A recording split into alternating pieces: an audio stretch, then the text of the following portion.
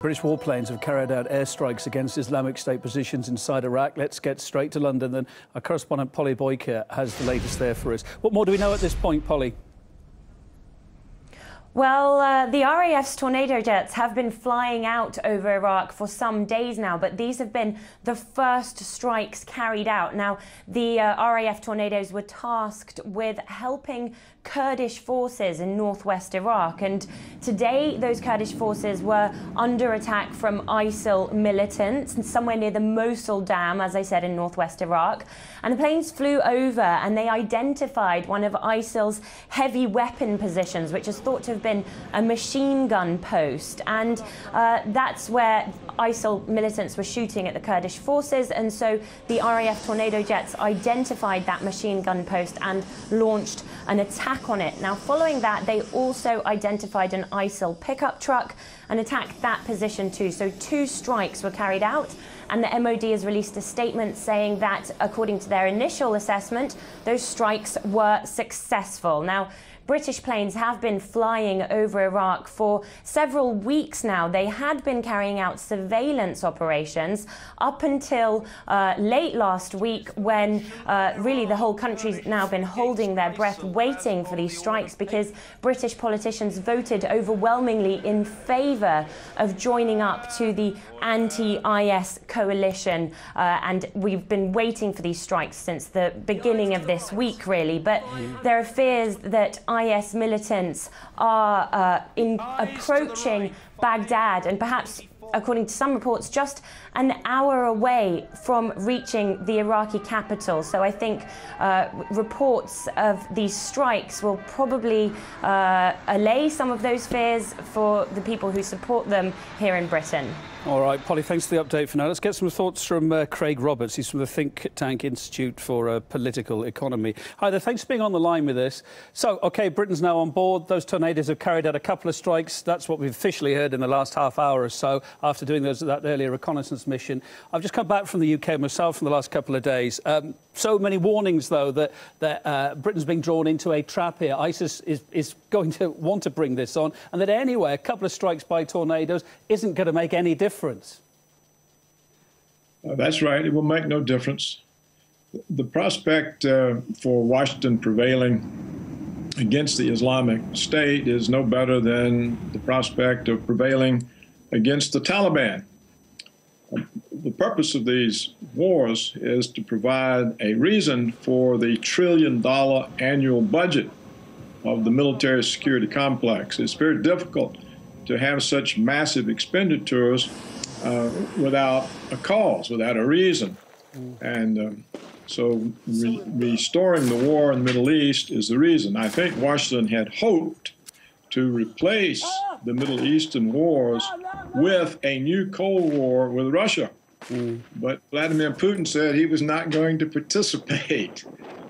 So I think that sent Washington back to the Middle East. Of course, if you aren't involved in the arms industry, just a person maybe sitting at home somewhere in the west of Europe or maybe in America, you just want a job, you want to look after your wife and kids, do whatever you want to do. This is a big worry. We've got Theresa May, the Home Secretary today, putting the fear into people, thinking, saying that there's a big, genuine worry that ISIS could get hold of nuclear material, maybe make a dirty bomb. We also heard those reports of Iraq saying they had evidence that ISIS wanted to bomb subways in America and also in Paris. To catch America off guard, that one. But it does worry people at home. You think, though, that this is just basically a plan by America to keep its huge arms industry going? Sure, there's more to it than that, isn't there? Well, that is one of the most important reasons.